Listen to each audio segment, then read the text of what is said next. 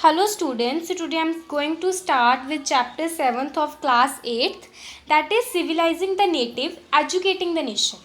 So सबसे पहले मैं आपको इस चैप्टर के हेडिंग के बारे में बताना चाहती हूँ जिसका टाइटल है that is civilising the native. Natives को सिविलाइज करना, एजुकेटिंग द नेशन, नेशन को एजुकेट करना। इस जो चैप्टर में मेनली किसके ऊपर जो नेटिव्स हैं वो किसके लिए ये यूज़ किया गया है, ये हम इंडियंस के लिए यूज़ किया गया है क्योंकि ब्रिटिशर्स के लिए हम नेटिव हैं and they want to make us civilized. और ये कैसे करना चाहते थे? By educating the nation. अभी हम इस पूरे चैप्टर में पढ़ेंगे कि उन्होंने कैसे इंडिया को सिविलाइज करने के लिए क्या क्या सोचा, क्या क्या उन्होंने स्टेप्स लिए। So let's start with introduction. British rule affected rajas and nawabs, peasants and tribals.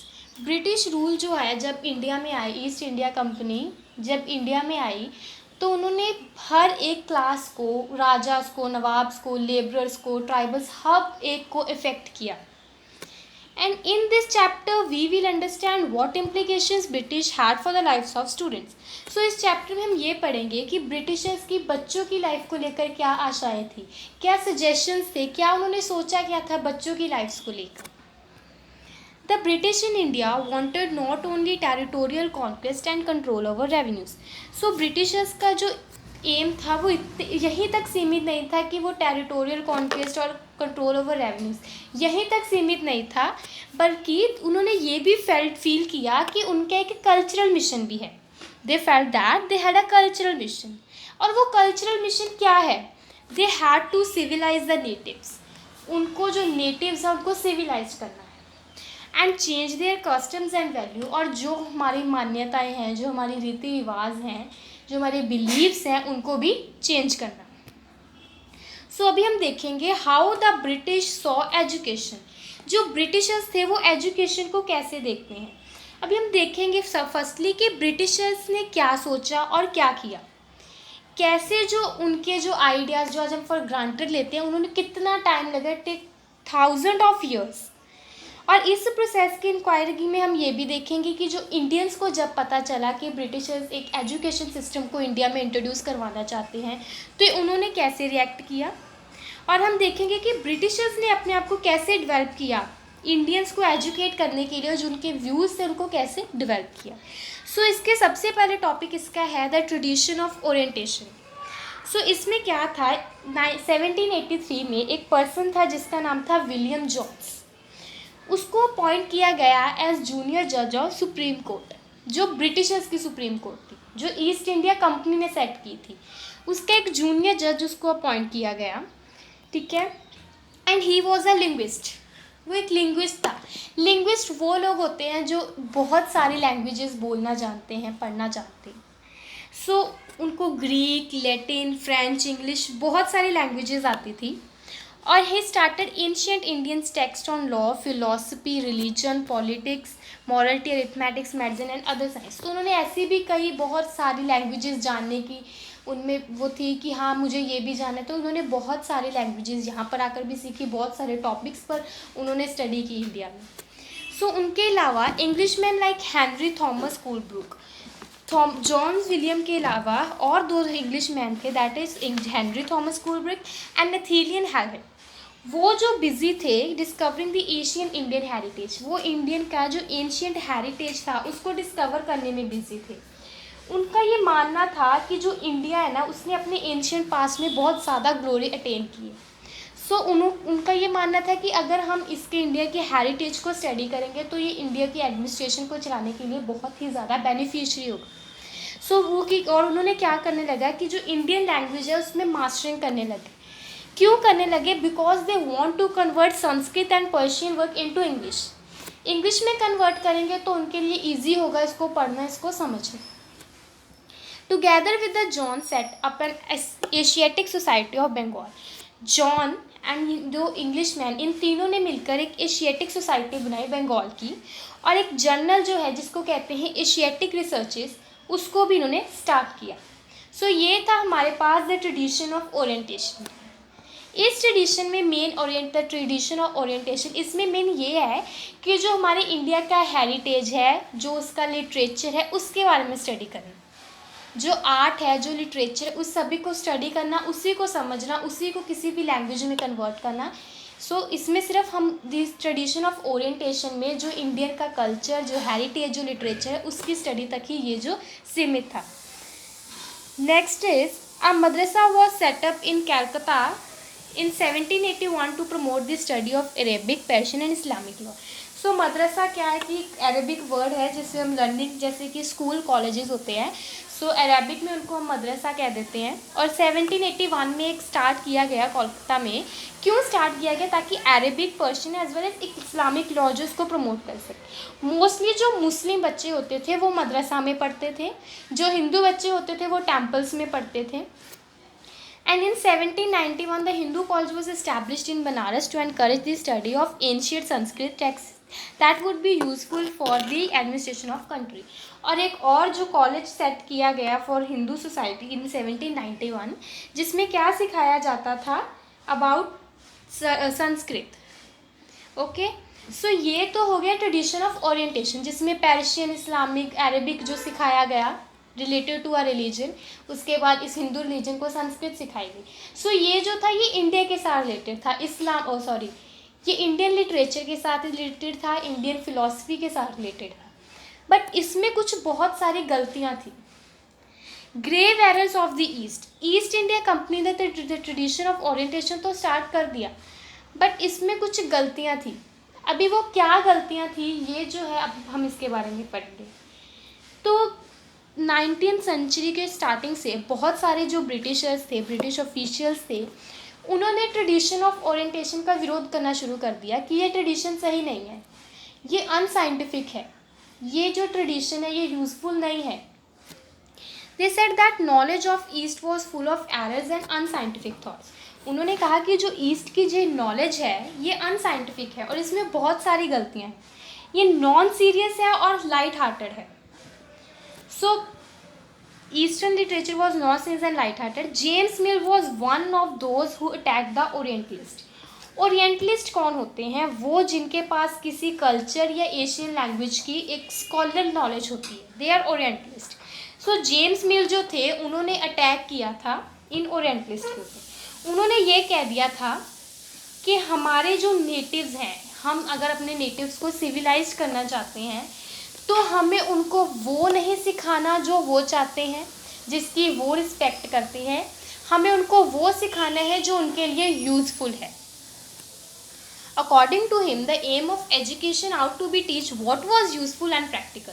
जो उनके लिए यूजफुल है हमें वो सिखाना चाहिए। So India should made familiar with scientific and technical advances that the west has made. Rather than the poetry and sacred literature of the Orient, he declared that British efforts should not be to teach what the native wanted or what they respected in order to please them and to win in their hearts। सो उन्होंने यही कहा कि वो सिखाओ जो उनके लिए useful है। ये जो लिटरेचर है ये शायद उनके लिए उतना यूज़फुल नहीं होगा, जो कि हमारा जो वेस्टर्न हमारे पास है साइंटिफिक और जो ट्रेडिशनल जो साइंटिफिक एज वेल एज जो टेक्निकल हमारे पास है उस सभी चीज़ को सिखाओ, वो उनके लिए ज़्यादा यूज़फुल होगा। हमारा एम ये नहीं होना चाहिए कि हम नेटिव्स को वो सिखाएं जो वो चाहते हैं या जिस चीज़ की वो रिस्पेक्ट करते हैं सिर्फ उनका दिल जीतने के लिए, बल्कि हमारा एम ये होना चाहिए कि उन्हें सही एजुकेशन दी जाए जो उनके लिए यूज़फुल हो। Next is Thomas Babington Macaulay, another critic of Orientalists saw Indians as an uncivilized country that needed to be civilized। So Thomas Babington जो थे वो भी आए, उन्होंने भी क्रिटिसाइज़ किया ओरिएंटलिज्म को। उन्होंने कहा कि इंडिया एक अनसिविलाइज्ड कंट्री है और उसको सिविलाइज करने की बहुत ज़रूरत है। And he emphasized the need to teach the English language. उन्होंने इस चीज़ पर जोर दिया कि इंडिया में इंग्लिश लैंग्वेज को सिखाना चाहिए, मतलब इंग्लिश लैंग्वेज को सिखाना चाहिए। हर एक स्कूल कॉलेज जहाँ पर भी स्टडी होती है वहाँ पर इंग्लिश लैंग्वेज ज़रूर सिखानी चाहिए। Following the Macaulay's minute the education act at 1835 was introduced. 1835 में एक एजुकेशन एक्ट स्टार्ट किया गया, ठीक है। A decision was taken to make English the medium of instructions for higher education and to stop the promotion of oriental education. So इस act के तहत क्या हुआ, डिसीजंस लिए गए कि हायर एजुकेशन में इंग्लिश मीडियम को इंट्रोड्यूस करवाया जाएगा और ओरिएंटल इंस्टीट्यूशन जो है उनके प्रमोशन को बंद कर दिया जाएगा।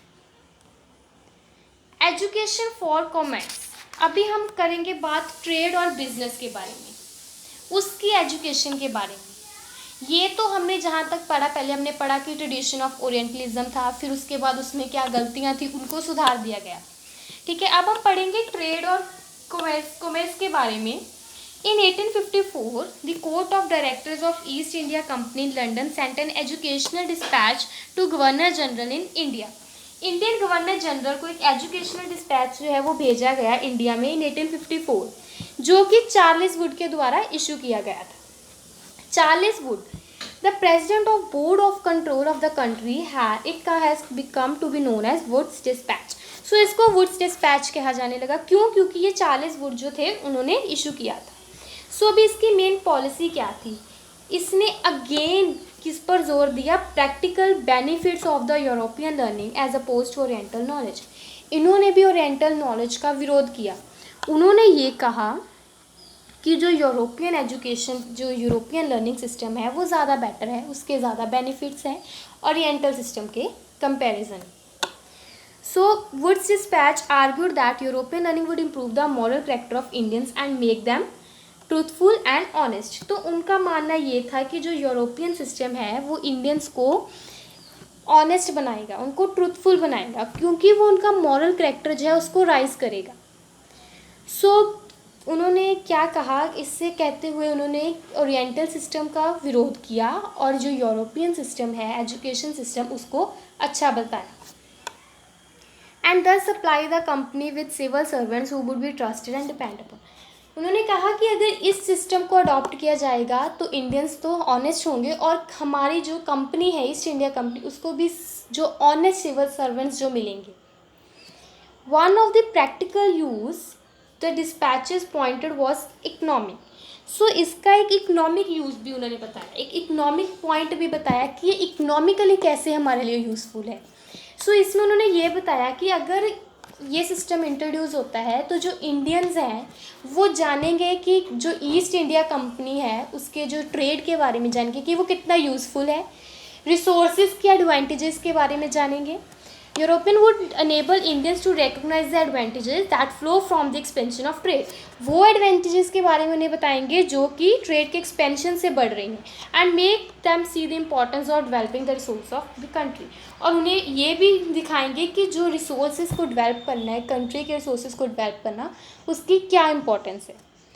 Following the 1854 dispatch, several measures were introduced by the British। So इस जो डिस्पैच को इंट्रोड्यूस करवाकर बहुत सारे जो स्टेप्स हैं ब्रिटिशर्स के द्वारा लिए गए। Steps were taken to establish a system of university education. University education को इस्टेब्लिश करने के हम किए गए कि हाँ इसे यूनिवर्सिटी सिस्टम को इस्टेब्लिश किया जाएगा, उसके प्रोविजंस किए गए। And steps were taken to establish a system of university education। Attempts were also made to bring about changes within the system of school and education। सिर्फ यूनिवर्सिटी एजुकेशन को बढ़ावा देने के स्टेप्स ही नहीं किए गए, बल्कि ऐसी भी कोशिश की गई कि जो एजुकेशन सिस्टम है स्कूल्स का उसको भी चेंज किया जा सके। अभी हम पढ़ेंगे कि उन्होंने एजुकेशन सिस्टम को कैसे चेंज किया। What happened to the local schools? उस टाइम जो लोकल स्कूल्स थे फिर उनका क्या हुआ जब ये नया सिस्टम जो है उसको इंट्रोड्यूस करवाया गया। In 1830, William Adam, a Scottish missionary, toured the districts of Bengal and Bihar and was given charge by the company। So company ने, ईस्ट इंडिया कंपनी ने चार्ज दिया विलियम एडम को कि वो हर डिस्ट्रिक्ट्स ऑफ बंगाल और बिहार पर जाके देखे स्कूल्स का क्या हाल है, वो देखे और एक रिपोर्ट दे। To give report on the progress of education in vernacular school. So जो वर्नाक्युलर स्कूल होते हैं, मतलब कि किसी एक भाषाई स्कूल जिसमें पर्शियन, अरबिक या इस्लामिक कुछ भी संस्कृत सिखाई जाए, ऐसे स्कूल के प्रोग्रेस की वो रिपोर्ट दे कि क्या उस स्कूल्स में कितनी प्रोग्रेस है। Adam found that the system of education was flexible and local schools were known as pathshala. उस टाइम जो लोकल स्कूल्स थे उनको पाठशाला कहते थे। ठीक है, देयर वॉज नो फिक्स्ड फ़ी, कोई फिक्स्ड फ़ी नहीं थी बच्चों के लिए। नो प्रिंटेड बुक्स, किसी भी तरह की बच्चों को प्रिंटेड बुक्स नहीं दी जाती थी। कोई बच्चों के लिए सेपरेट स्कूल बिल्डिंग नहीं थी। जो बच्चे थे वो ज़्यादातर ट्रीज़ के नीचे या किसी खाली जगह में गार्डन में बैठकर या टेंपल में बैठकर पढ़ते थे। नो बेंचेस और no chairs, no black board, no system of separate classes, no roll calls, registers, no annual examination, no regular time table, किसी भी तरह का स्कूल में कोई भी इंतज़ाम नहीं था. Fee depended on the income of parents and the rich have to pay more than the poors. जो फीस स्ट्रक्चर था वो भी रिच और पुअर के लिए अलग अलग था. अगर कोई गरीब है तो वो कम फीस पे करेगा, अगर कोई अमीर है तो वो ज़्यादा फीस पे करेगा. So classes were usually held under banyan tree और in corner of a village shop, temple और एट गुरुज होम. सो जो क्लासेस थी वो भी किसी पेड़ के नीचे, किसी विलेज के किसी भी कोने में, किसी टेम्पल में या किसी गुरु के होम में. Teaching process was oral and guru decided what to teach. उस टाइम जो टीचिंग प्रोसेस था वो भी ऑरल था. ऑरली जो है सब कुछ बताया जाता था. ऑरली सब, किसी भी तरह का रिटर्न जो सिस्टम था, रिटर्न प्रोविजन किसी भी तरह के एजुकेशन के नहीं थे. And in accordance with the need of the students. और ये भी टीचर डिसाइड करता था कि उसे क्या बच्चों को सिखाना है. किसी भी तरह का कोई सिलेबस नहीं था. The guru interacted separately with groups of children with different levels of learning. So जो गुरु थे बच्चों का, जो उनको पढ़ाते थे, जिनका टीचर था, वो उनके साथ डिफरेंटली इंटरेक्ट करता था कि उनको आज क्या पढ़ाना है. उनके जो डिफरेंट लेवल्स ऑफ लर्निंग है उनके डिफरेंटली इंटरेक्ट करते थे. सो ये जो रिपोर्ट के बाद ब्रिटिशर्स ने इस चीज़ के ऊपर डिस्कशन की और एज अ रिज़ल्ट क्या हुआ, न्यू रूटीन्स, न्यू रूल्स. सो एक न्यू रूटीन और न्यू रूल्स के साथ न्यू एजुकेशन सिस्टम इंट्रोड्यूस किया गया. अभी हम पढ़ेंगे इस एजुकेशन सिस्टम में क्या था ऐसा, और जो पुराना एजुकेशन सिस्टम है उसमें क्या था. अभी हम देखेंगे कि इस जो पुराने एजुकेशन सिस्टम में क्या क्या चेंजेस किए गए, वो क्या चेंजेस नए सिस्टम में जो है यूज़फुल होंगे बच्चों के लिए, जो पुराने में नहीं थे. After 1854, the company decided to improve the system of vernacular education by introducing order within the system, imposing routines, establishing rule, ensuring regular inspections. तो उन्होंने क्या, ये उन्होंने मतलब कि डिसाइड किया कि स्कूल में रेगुलर जो रूटीन है उसको इम्पोज किया जाएगा, रूल्स को इस्टेब्लिश किया जाएगा और रेगुलर इंस्पेक्शन भी की जाएगी. Company appointed a number of government pandits each in charge of looking after 4 to 5 schools. So company ने नंबर ऑफ गवर्नमेंट पंडित्स को अपॉइंट किया जो 4 से 5 स्कूल की इंस्पेक्शन करेंगे, देखेंगे कि किसी तरह के स्कूल में किसी भी रूल को हम इन ब्रिटिशर्स ने जो भी रूल बताए गए हैं वो सभी रूल फॉलो किए जा रहे हैं या नहीं. Teaching was now to be based on text books. जो टीचिंग है वो टेक्स्ट बुक पर होगी, ऑरल नहीं होगी. And learning was to be tested through a system of annual examination. Annual, बच्चों को सारा साल पढ़ाया जाएगा, एनुअल एग्जामिनेशन भी कंडक्ट की जाएगी. Students to pay regular fees asked to attend regular classes. Students को regular fees without any discrimination of rich and poor, बच्चों को एक रेगुलर फी पे करनी पड़ेगी. Sets on fixed seats and obey the new rules of discipline. उनको seats पर बिठाया जाएगा और जो न्यू रूल्स है हमारे पास डिसिप्लिन के उनको फॉलो करना पड़ेगा. Those pathshalas which accepted the new rules were supported through government grant. जो पाठशाला इस रूल को एक्सेप्ट करती है कि हाँ वो इस तरह अपने स्कूल को चलाएगी, इस तरह बच्चों को पढ़ाएगी, उस स्कूल को गवर्नमेंट ग्रांट मिलती थी. New rules had some consequences. Students have to attend school regularly even during the harvest time. ज़्यादातर क्या होता था कि जो गरीब बच्चे होते थे वे during harvest time school attend नहीं करते थे और इससे किसी तरह का कोई इशू नहीं होता था, किसी को कोई प्रॉब्लम नहीं होती थी. बट अब जो उन्होंने न्यू रूटीन, न्यू रूल्स में क्या था कि हर एक बच्चे को स्कूल अटेंड करना होगा रेगुलरली, हार्वेस्ट के टाइम पर भी. Inability to attend school seem as indiscipline as evidence of the lack to desire to learn. सो अगर तो वो बच्चा अटेंड नहीं करता स्कूल तो इससे क्या शो होता है कि वो बहुत इनडिसिप्लिन है और ये किस चीज़ का एविडेंस है कि उसमें जो पढ़ने की या कुछ सीखने की जो इच्छा है वो बहुत कम है. Next is the agenda for a national education. अभी ये तो उन्होंने न्यू सिस्टम इंट्रोड्यूस करवा दिया, पुराने को चेंज कर न्यू सिस्टम इंट्रोड्यूस करवा दिया. अभी जो ये नेशनल एजुकेशन का एजेंडा था, अब हम उस पर जो व्यूज़ थे इंडियंस के, पहला हमारा क्वेश्चन था कि ब्रिटिशर्स ने क्या सोचा और क्या किया. तो ब्रिटिशर्स ने जो सोचा उन्होंने ये सोचा और सारे न्यू रूल्स को इम्प्लीमेंट कर दिए. सेकेंडली हमारा था कि इंडियंस कैसे रिएक्ट करें उन पर. अभी हम उसी में यही पढ़ेंगे कि इंडियंस ने कैसे रिएक्ट किया. Some Indians impressed with the development in Europe felt that Western education would help to modernize India. तो कुछ इंडियंस तो इससे बहुत इम्प्रेस हुए, उन्होंने इसको प्रमोट किया, इसको सपोर्ट किया और कहा कि जो हमारे पास वेस्टर्न एजुकेशन है वो इंडिया को मॉडर्नाइज करने में हेल्प करेगी. Huge capital was invested on education to establish more school colleges and universities. बहुत ज़्यादा बड़ी रकम जो है पैसों की वो यूज़ होगी, इन्वेस्ट होगी एजुकेशनल इंस्टीट्यूशंस बनाने के लिए, स्कूल्स, कॉलेजेस, यूनिवर्सिटीज़ बनाने के लिए। Mahatma Gandhi and Rabindranath Tagore reacted against western education. So Mahatma Gandhi और रविंद्रनाथ टैगोर दो जो मेन हमारे पास इन्होंने दो पर्सन्स के बताया। सबसे पहले हम पढ़ेंगे महात्मा गांधी के क्या व्यूज़ थे। इंग्लिश एजुकेशन हैज़ एनस्लेव्ड अस। उनका मानना था कि जो ये इंग्लिश एजुकेशन है उसने हमें गुलाम बना लिया, उसने हमें बंदी बना लिया एक तरह से। Mahatma Gandhi urged that colonial education created a sense of inferiority in the minds of Indians. उनका मानना था कि जो कॉलोनियल एजुकेशन है, जो ब्रिटिश की एजुकेशन है, वो हमें एक नीच भावना पैदा करती।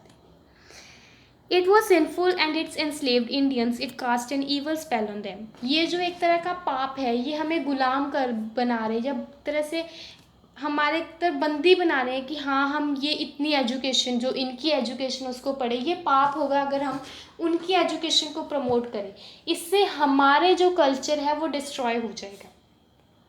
Moreover, it destroyed the pride of Indian had in their own culture.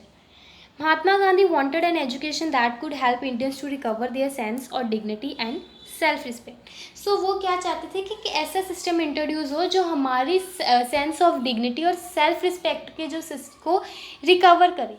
वो ऐसी जो एजुकेशन नहीं चाहते थे जो ब्रिटिशर्स हमें दे रहे थे। According to Mahatma Gandhi, Indian languages ought to be medium of teaching. So उनका मानना था कि जो इंडियन लैंग्वेजेस हैं वो टीचिंग मीडियम होना चाहिए and the means to develop a person's mind and soul. और ये जो इंडियन हमारे पास लैंग्वेजेस हैं, ये एक ऐसा मीन है, एक ऐसा साधन है जो पर्सन के mind as well as his soul को डिवेल्प कर सकती है। Mahatma Gandhi on western education set. Mahatma Gandhi ने वेस्टर्न एजुकेशन के बारे में जब ये बताया तो उनका मानना ये था, उन्होंने कहा focused on reading and writing rather than oral knowledge, value textbook rather than practical knowledge. So जो वेस्टर्न एजुकेशन थी वो ज़्यादा रीडिंग राइटिंग पर फोकस करती थी ओरल नॉलेज से, और वो टेक्स्ट बुक की वैल्यू करती थी प्रैक्टिकल नॉलेज से ज़्यादा। अब next is Tagore's abode of peace. So Tagore, अभी हम रविंद्रनाथ टैगोर के बारे में बात करने से जा रहे हैं। अबॉर्ड ऑफ पीस मतलब शांति का घर। रविंद्रनाथ टैगोर स्टार्टेड शांति निकेतन इन 1901। उन्होंने 1901 में एक शांति निकेतन नाम के, कह सकते हैं कि हम एक इंस्टीट्यूट स्टार्ट किया। Tagore as a child hated going to school as it described school as a prison. So जब रविंद्रनाथ टैगोर खुद एक बच्चे थे तो उनको नफरत थी स्कूल जाने से, वो स्कूल को एक जेल कहते थे। He said he could never do what he feel like doing in school. उनका मानना ये था कि वो स्कूल में वो नहीं कर पाते जो वो करना चाहते हैं। He wanted to set up school where children were happy, where they could free and creative, where the child was able to explore their own thoughts and desires. He felt that childhood ought to be a time of self-learning. So उनका मानना था कि school ऐसी जगह पर होना चाहिए जहाँ पर जो बच्चे हैं वो खुश हों, जहाँ पर वो खुद को फील करे, वो फील करे कि हाँ वो फ्री है, वो कुछ भी क्रिएटिविटी कर सकते हैं, जहाँ पर बच्चे अपने थॉट्स को, अपनी इच्छाओं को एक्सप्लोर कर सकते हैं। और वो ये फील, उनका मानना ये था कि जो चाइल्डहुड, जो बचपन का टाइम होता है, वो ऐसा टाइम होता है जिसमें हमारे पास सेल्फ लर्निंग के लिए हमें पूरा टाइम मिलना चाहिए। Children's out to be a time of self learning. He emphasized the need to teach science and technology at Shanti Niketan along with art, music and dance. उन्होंने इस बात पर जोर दिया कि जो शांति निकेतन उनका जो इंस्टीट्यूट था उसमें साइंस और टेक्नोलॉजी सिखाई जाए, but art, music and dance के साथ साथ। According to him, creative learning be encouraged only with a natural environment and hence set up his school 100 kilometre away from the Calcutta and rural setting. उनका मानना था कि जो creative learning है वो सिर्फ जो नेचुरल इन्वायरमेंट है वहीं पर ही की जा सकती है, वहीं पर उसको इनकरेज किया जा सकता है। इसीलिए उन्होंने अपना स्कूल 100 किलोमीटर कलकत्ता से अवे से एक रूरल एरिया में सेट किया। He saw it an abode of peace, उनको एक ये शांति का घर लगा, Shantiniketan. Where living in harmony with nature children could cultivate their natural cultivate, जैसे वो नेचर के साथ उसके साथ तालमेल बनाकर एक अपनी नेचुरल क्रिएटिविटी कर सकते थे। अभी हम पढ़ेंगे कि महात्मा गांधी और रविंद्रनाथ, हमने दोनों के व्यूज़ तो पढ़ लिए कि क्या क्या व्यूज़ थे। अभी हम इन दोनों के व्यूज़ के डिफरेंस को जानेंगे कि उन दोनों के व्यूज़ में क्या डिफरेंस था। Mahatma Gandhi thought that Western education was hampering the Indian culture. He also felt that ideas of Western education could modernize the Indian people but could not educate them. उनका मानना था कि जो western education है वो Indian culture को कहीं कहीं तक हैम्पर कर रही है, मतलब किसी तरह से उसको दबा रही है या डिस्ट्रॉय कर रही है। उनका मानना ये था कि वेस्टर्न एजुकेशन इंडिया को मॉडर्नाइज करेगी पर लोगों को एजुकेट नहीं। Tagore wanted to combine the good aspects of it with the Indian tradition, but जो रविंद्रनाथ टैगोर थे वो चाहते थे कि जो हमारे पास वेस्टर्न जो यूरोपियन लर्निंग सिस्टम है, जो ब्रिटिशर्स के एजुकेशन सिस्टम है, उसको भी कंबाइन करें और जो हमारे इंडियन के एजुकेशन उसको भी कंबाइन करें और एक इंडियन ट्रेडिशन के साथ कंबाइन कर एक अच्छा मतलब एक अच्छा एजुकेशन सिस्टम जिसको बना सकें। He recognize the importance of science and technology and wanted to promote them along with art music and dance at Shantiniketan. उन्होंने साइंस और टेक्नोलॉजी के इम्पोर्टेंस को भी समझा और उन्होंने कहा कि वो इसको प्रमोट करेंगे पर साथ साथ में अपने डांस, म्यूज़िक और आर्ट को भी प्रमोट करेंगे।